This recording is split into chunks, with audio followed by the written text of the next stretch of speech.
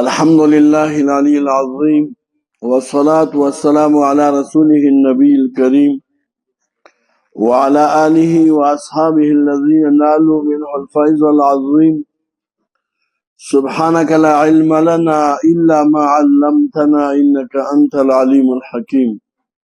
رب اشرح لي صدري ويسر لي أمري واحلل عقدة من لساني يفقه قولي. أعوذ بالله من الشيطان الرجيم. بسم الله الرحمن الرحيم. دا صورت انشقاق مکی صورت دی مصحف سا سلورتی نزول سره دریاتی نزول سره دریاتی اوم نمبر صورت نازل لی روسا دا صورت انفطار رب دی مقام سلم که بیان دا مجازات ہوشو بیان دا قیمت ہوشو بیان دا ابرار دا پجار ہوشو و دکی ما اللہ پاک با ذکر دا مجازات نو کئی او ذکر دا قیمت کئی او دا قرنگی ذکر دا اصحاب الیمین دے او ذکر دا اصحاب الشمال دے. دا اور یہ مخی ذکر شو پر یوم الذین آمنو چې کوم نم لذي کفارو پر مسخري کوي ټوکی قیمت کې باندې بسو خان یو په دغه ورځ تفصیل دی موضوع دی صورت یوم يتحقق هذا الواقعات يحاسبكم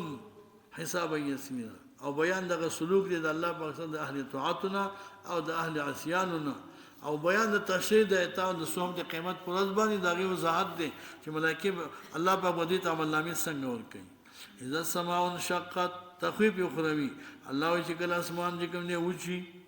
واذنت لربها وحقت واذنت معنی اطاعت لامرها واذنت لربها دا به اطاعت کې د خپل رب وحقت او لایق دي د لپاره چې الله د رب اطاعت وکړي. واذا الارض چې کله زمکه مدت بوستت دا چې کوم دی خورک نشي او اوار کړی شي والقد ما بي او دا وبغورځي د ازمکه ما هغه پیاج بد کې دی وایا د مړونه د خزانونا وتخلت او دا ازمکه بخالش مما فيها ارث بهر را ورځي ښا واذنت لربها او وقت بکی دی وایا یا اطاعت به کې د خپل رب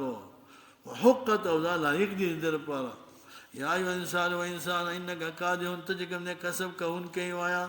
الا ربک خپل رب ته وای کدن په کسب کول باندې په ملاقات تو یو ځکه دن کې د جزاء د عمل سره. فاما من اوتی هغه څوک چې ورکړل شي کتاب او عمل نامه په خلاص پسو پس د یو حساب حساب وشي د حساب آسان وينقلب او دی واپس شي وایا خپل اهل ته مسرور او خوشاله. واما من هغه څوک چې ورکړل عمل نامه وراء ظهري رسد شانه کافر ته به کوم دی عمل نامه ورکول کی په ګس لاس باندې د شان طرف نه دا کنایه د اهانت نه دا کنایه د تذلیل نه. یو روایت کې راځي چې دا ګس لاس ولا په دې سینه کې کوم دی وای او باسي شاته به خو دا د ناخوخین عبارت ده وراء ظهري فسو بزر دی وای يدعو وای صبورا ځکه موږ کې خدا راغلی چې دته په ګس لاس باندې ملاويږي دلته وای من وراء ظهري د شاته طرف نه دا کنایه د اهانت او یا د شاته طرف نه دلته بدیږي نو مؤمن د باب د مخ نه په کرام اگر تعالی څوک تصدیق نامه کوي هم دا وانه از خپل بده خو پوری په دې اهانت باندې کنه او چې دا وته چې دا واخله سونه خوشاله وراء ظهري په تلقي دې اهانت باندې بس او باندې دو صبورا دې به بلی هلاکت نو صبورا چغي به وایخه ويسلا سيو داخل بشي ورته انه كان بیان ودی او په خپل اهل دنیا کې مسلا خوشاله تکبر کو ډیر زیات خوشاله